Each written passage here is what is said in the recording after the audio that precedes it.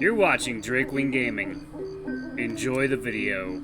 Hey guys and gals, Nabby here from Drakewing Gaming, 7 on Twitter, the Gaming Dragon. Today I'm coming back at some Let's Play episode of Heroes Advent, Kody's Path. So y'all, let's go ahead and jump right back in, shall we? Alarm chain, you are up, and let's go. Don't care. We offered help too. The housewives and I wanted to make ourselves useful handling the prep work. So everyone is helping with cooking? Not everyone. Not everyone. A burly ox passed through to set the empty soup pot for the others to wash.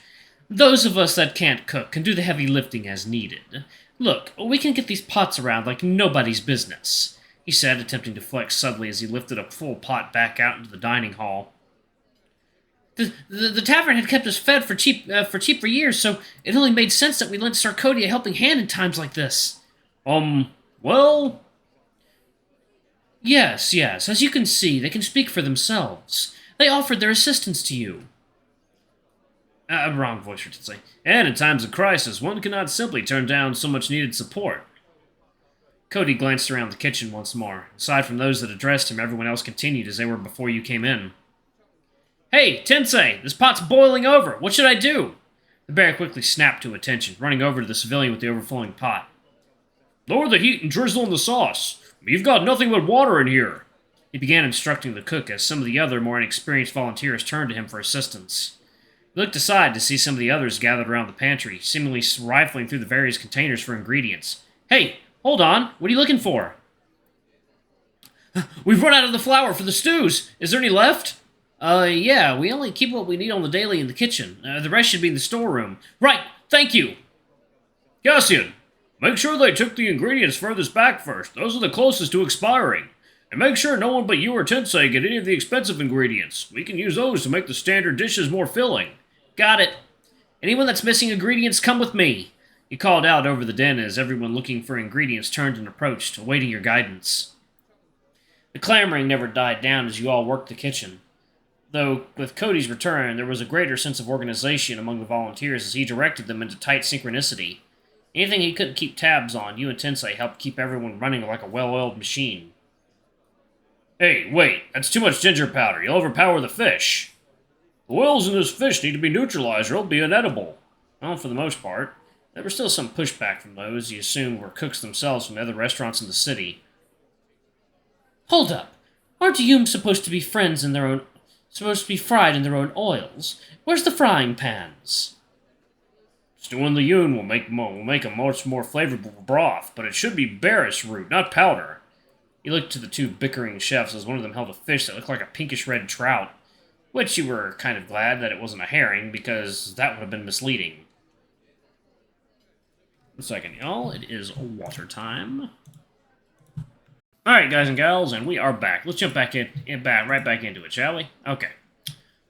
We don't have the luxury of whole bearish root. Ginger will have to do. It's not ideal. Berries is a lot more citrusy than ginger. But like Kody said, we gotta make do with what we got. Come on, hand the fish over. The two seemed to concede as they decided to stew the yun with ginger. What are you doing? What are you doing to that steak? That's too much marinade. What are you talking about? This steak is flavorless without marinade. You're using too much. Save some for the other dishes. Use more aromatics instead. You only make it stink in here. Add more spices. Put down that pepper. We want to feed them, not burn them.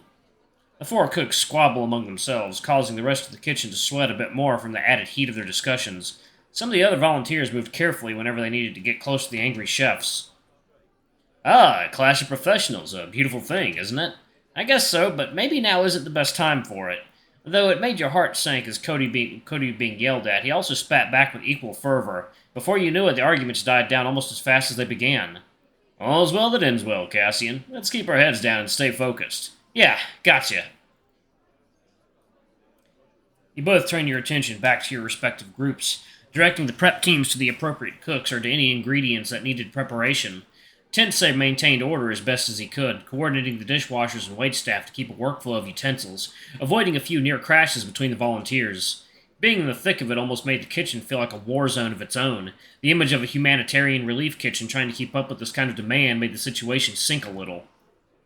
And yet this was but a small band-aid on the bigger issue going on outside. You're supposed to prevent this from happening.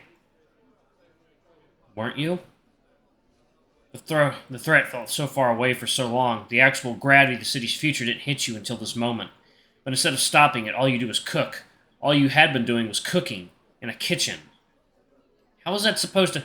Cassian, are you okay? Huh? What? Tensei, what's wrong? You spaced out there for a minute. Had to pull you away from the fray. I was lost. Lost in thought for a minute. Is this really all we can do for everyone? Food is a consolation? Let's take 5. Kody's having the volunteers rotate now.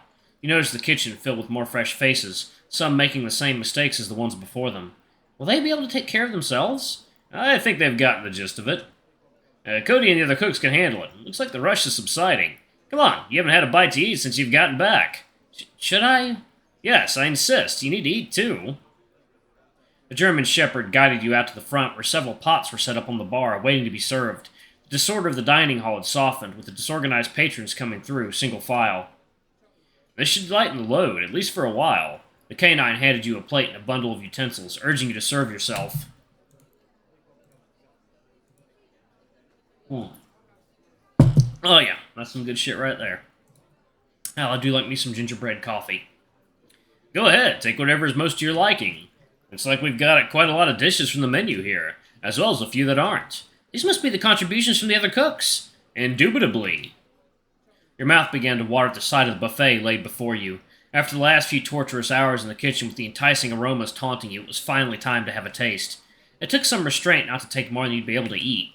In the end, what you got was an assortment of the familiar dishes, as well as some light servings of the new ones. What'd you wind up getting? Couldn't decide. So I got a little bit of everything. You took a seat beside him at one of the nearby tables that had been vacated. I'm sure everyone felt that way, too. Tensei tucked into his meal before you. You followed suit, taking the first bite of the crispy breading of the fried champkin that had been dipped in the gravy of a buffalo cutlet. The flavor was absolutely divine, together with the cold noodle salad that gave a soft and sweet finish to the savory dishes. It wasn't long before your first bite turned into your third, then fifth, until you lost track entirely. Then, oh, ease up on the poor food, Cassian. It's not going to swim away from you. You turned to see the grinning shark leaning over you. You could only give him a sheepish smile while you swallowed the mouthful of food with some strain. Oh, well, right. Sorry, I guess I was just really hungry. But, Finn, what are you doing here?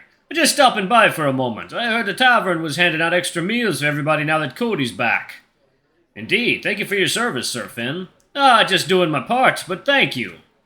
Speaking of which, aren't your team supposed to be away from the city, Cassian? Well, yeah. We were in the middle of breakfast, actually. But that ended up rushing because of everything. Oh, because of the whole crisis, right. But still, what did you guys see from your end? Well... You told Tensei and Finn about that morning at the Akai, and about the crystal's disruptive pulse while you had breakfast. The mad dash down the hill back to the checkpoint and the bumpy ride back. You caught yourself divulging part of Alex's findings before waving it off as inconclusive. The two listened to you intently as they ate, their expressions contemplative, though you didn't think to ask for their thoughts on the topics beyond what they said. Then Alaric gave us orders and we came here. And that is when you came in through the kitchen's back door to help us. Yeah, and it was a good thing we did. Hell, let's see, the stuff I saw coming out didn't look much better than our field rations. Honestly, I was taking a diving into the sea for some fresh fish until someone told me that the food actually got better. It wasn't that bad, was it? Well, did you taste it? Point taken. The three of you shared a brief laugh, slumping slightly in the wooden chair as the tension was momentarily released. Drowsiness from the filling meal and the light-hearted banter hit you, fatigue catching up to you now that everything was at ease. The room of cries and desperation from earlier had quieted down to something resembling normalcy again. The booths were filled with families, their children sleeping soundly over their laps as the adults chatted softly in the dim glow of the tavern's lights.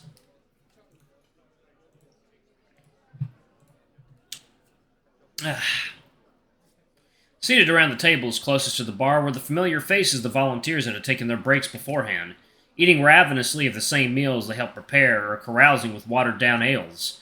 The once somber atmosphere of war now swaddled with the tranquil whispers of sedated fears. Eventually, you noticed the bear exiting the kitchen as he joined your side by the bar. Here comes the hot shot. You speak too highly of me, Finn, but good to see you here. Likewise, everyone seems so much calmer in here. How are things faring out there? A night and day between here and out there. Is it that bad? He did manage to keep the guild secure at least. Aside from that, anxiousness. Everyone seemed restless and lost. Hey, I don't know about how you guys managed it, but for what it's worth, it does make things easier for us all. Easier to do what? To fulfill our duties, right? Yes, we all work towards upholding peace. It looks like one of us is doing a pretty good job at that. Oh, I wouldn't say that. It's just a lull. Being inside four safe walls will do that to a person. We're just making food, after all. And the food helps, I'd say.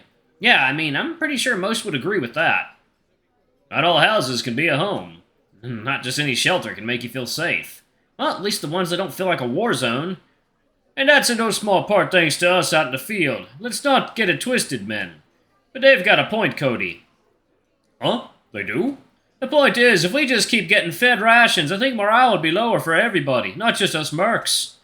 Well, to be honest, I was a little concerned when I heard the kitchen was serving more complicated meals. Seemed like skewed priorities to me. Hey, that's not... It's alright, Cassian. He's not the only one with that concern. The other cooks and volunteers felt much the same. Yes, why not keep it simple, right? But once I actually got in here to see a whole buffet at the ready, that got me to change my tune real quick.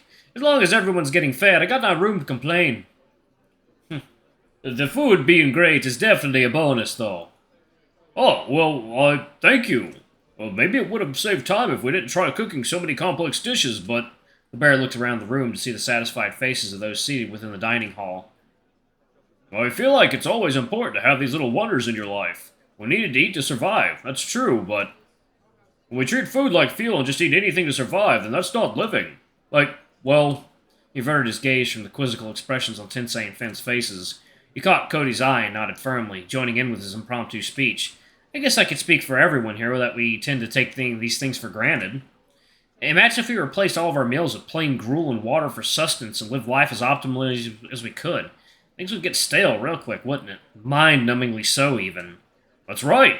Variety and complexity helps us appreciate the finer things in life, even if people can't really appreciate those finer things. Maybe not consciously, but the proof is in the pudding. I see. Seeking to give people hope, or at the very least provide a temporary reprieve in these troubled times. Right. Moments of peace that we can all fondly look back upon. Vignettes à la mode, as they say.